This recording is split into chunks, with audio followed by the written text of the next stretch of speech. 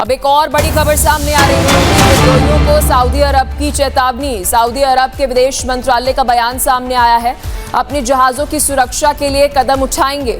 हुती विद्रोहियों ने समुद्री नाकाबंदी का ऐलान कर दिया है। ये बहुत बड़ी खबर आपको बता रहे हैं। यानी यमन से अगर आप समझेंगे, वहां पर ब्लॉकेड करने का ऐलान हुती विद्रोहियों ने कर दिया है। ये बहुत बड़ी जानकारी जो है वो हम आपको दे रहे हैं, क्योंकि आप सोचिए कि मिडिल ईस्ट में जो स्ट्रेट ऑफ हॉर्मुज़ का रास्ता बंद था, अब उसके साथ साथ आपको बता दें कि यमन में भी ब्लॉकेड का ऐलान जो है वो हुती विद्रोहियों ने कर दिया है, क्योंकि इससे पहले स्ट्रेट ऑफ हॉर्मुज़ में हमने देखा था कि यह ब्लॉकेड था। इसके साथ साथ एक बहुत बड़ी ब्रेकिंग न्यूज़ सामने आ रही है।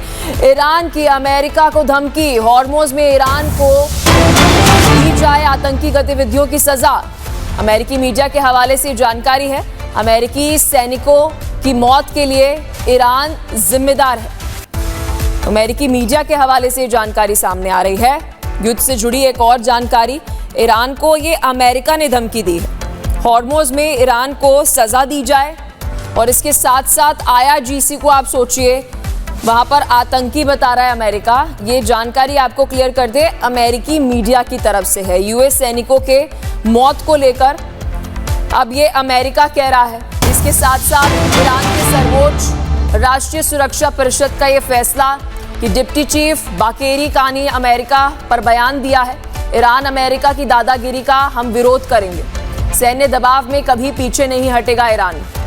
तो सर्वोच्च राष्ट्रीय सुरक्षा परिषद की तरफ से ये बयान, डिप्टी चीफ बाकेरी कानी का बयान जो है अमेरिका को लेकर सामने आया है कि अमेरिका की दादागिरी नहीं चलेगी, सैन्य दबाव से हम पीछे नहीं हटेंगे।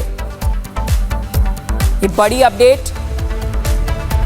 और इसके साथ साथ लगातार आपको युद्ध से जुड़ी अपडेट हम आपको दे रहे हैं। अटैक के साथ साथ बयानबाजी तेज हो गई है, लेकिन मिडिल ईस्ट में भीषण जंग के बीच सऊदी अरब के विदेश मंत्री से मिले हैं NSA अजीत डोवाल। द्विपक्षीय संबंधों और रणनीतिक साझेदारी को मजबूत करने पर चर्चा हुई है। बेहद महत्वपूर्ण ये तस्वीर है। तस्वीरें आप देखिए।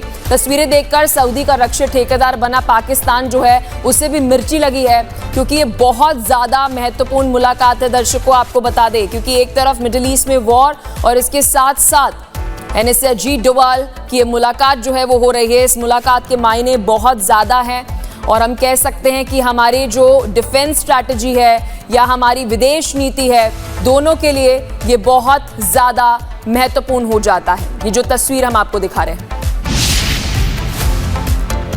और चलिए खबरों में आगे बढ़ते हैं। रशिया यूक्रेन वॉर से जुड़ी अपडेट भी आपको देते हैं। यूक्रेन के ओडेसा बंदरगाह से रवाना हो रहे मालवाहक जहाज MV गोल्डन लियो पर हुए हमले में 4 भारतीय नाविकों की मौत हो गई, जबकि एक भारतीय गंभीर रूप से घायल बताया जा रहा है। विदेश मंत्रालय ने इस हमले की निंदा की है। मिसाइल आया और मालवाहक जहाज तबाह।